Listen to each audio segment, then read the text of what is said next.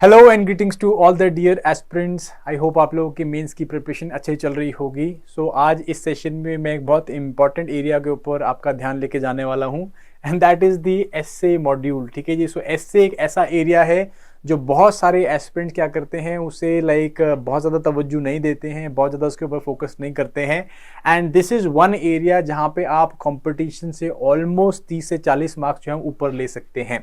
इस साल जो है हम लोग का एससी जो एनरिचमेंट प्रोग्राम चल रहा है, इसमें हम लोगों ने यही चीज़ करने की कोशिश करी है। बहुत सारे बच्चों के 20-30% मार्क्स जो है उनको इंक्रीज करने की कोशिश करी है और इसके जो है रिजल्ट भी हम लोगों को देखने को मिल रहे हैं। This program again I am here to just discuss about this program so that अगर आप लोग भी एसए में लैग कर रहे हैं, इस प्रोग्राम को कंसिडर कर सकते हैं। ठीक है जी। समझिए इस चीज़ को, एसए का बहुत ज़्यादा इंपॉर्टेंस है। बहुत सारे बच्चे स्पेशली जो फर्स्ट टाइम मेंस दे रहे हैं तो वो एसए को थोड़ा सा जो है कम मार्क्स जाते हैं। एंड एसए जो है, जैसे आपको पता है कि again they have become more philosophical in nature. Philosophical होने के कारण क्या है, it is a double edge sword. या तो अगर आपने बहुत अच्छा लिखा है तो आप बेसिकली 140 तक भी पहुंचते हैं, 150 भी पहुंच जाते हैं। और अगर आप एसए के साथ जस्टिस नहीं कर रहे हैं तो 90, 80, 90s में रह जाते हैं। तो वही मैं बात कर रहा हूं बेसिकली कि वो 30 से 40 मार्क्स ऊपर आपको यूपीएससी में इतना टफ कंपटीशन जहां पे एक एक मार्क के ऊपर जो है 2-2, 3-3 रैंकर्स बैठे हुए हैं, तो वहां पे ये आपको एक बहुत बढ़िया एज दे सकती है। और ये एक ऐसी चीज है जो कि बहुत सारे एस्पिरेंट्स सोच भी नहीं रहे हैं इसके बारे में। फिलोसॉफिकल एसेज हैं और again these are very dicey essays, तो इनको करना बहुत ही ज्यादा क्यूरेटेड अप्रोच मांगता है और इसी क्यूरेटेड अप्रोच को हम लोग करने की कोशिश कर रहे हैं। देखो यूपीएससी ने खुद बताया हुआ है कि भाई you need to write in a relevant, orderly and concise presentation of idea. ठीक है, पहले जब तक तो आइडिया सोशियो इकोनॉमिक या पॉलिटिकल या गवर्नेंस बेस्ड होते थे, कोई इस तरह का ऐसे आता था तो हमें पता था क्या लिखना है क्योंकि हम लोगों ने रट्टा मारा होता था।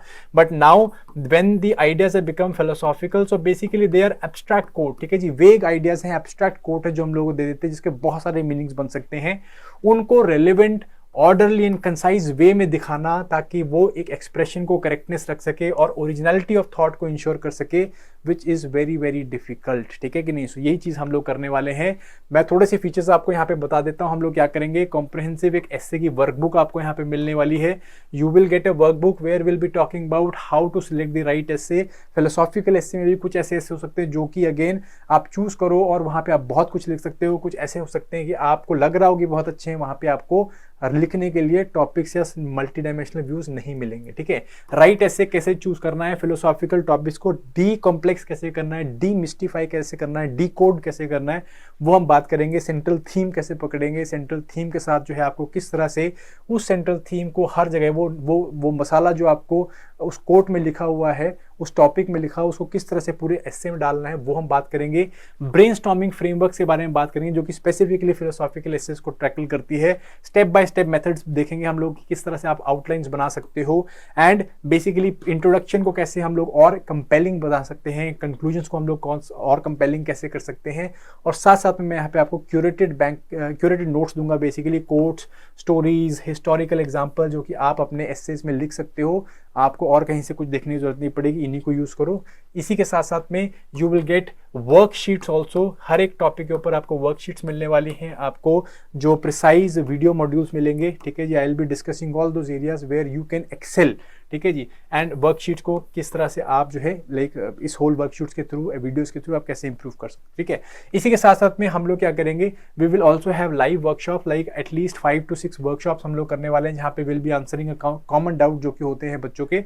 इसके साथ साथ में हम लोग आर्टिकुलेशन कैसे इंप्रूव करना है, स्ट्रक्चर के ऊपर काम कैसे करना है। ठीक है जी, जो गुड प्रैक्टिसेस चल रही हैं पूरे कम्युनिटी के अंदर, उसको हम लोग कैसे इन्वॉल्व कर सकते हैं। पीयर रिव्यूज हम लोग करेंगे साथ में, एंड रियल टाइम में एडिटिंग एंड सैम्पलिंग करेंगे कि भी ऐसे पकड़ेंगे, रियल टाइम में उसको लिखेंगे, सैम्पल करेंगे, एसेस को एडिट करेंगे, देखेंगे कि क्या चीज़ अच्छी हो सकती है, कैसे इंट्रोडक्शन अच्छे हो सकते हैं, इस इंप्रूवमेंट के ऊपर और इंप्रूवमेंट कैसे हो सकती है, इस टॉपिक के ऊपर क्या कर सकते हैं, और वो सब चीज़ें हमने यहाँ पे करनी है। ठीक है जी, वर्कशॉप्स के अंदर जो है अगेन बहुत ही हम लोगों ने अभी ऑलरेडी 3-4 वर्कशॉप्स कर लिए हैं, तो इसमें ऑलरेडी काफ़ी अच्छा इंप्रूवमेंट देखने को मिला है स्टूडेंट्स का। और if you want to join that, हम लोग ये जो है वर्कशॉप्स दोबारा करने वाले हैं।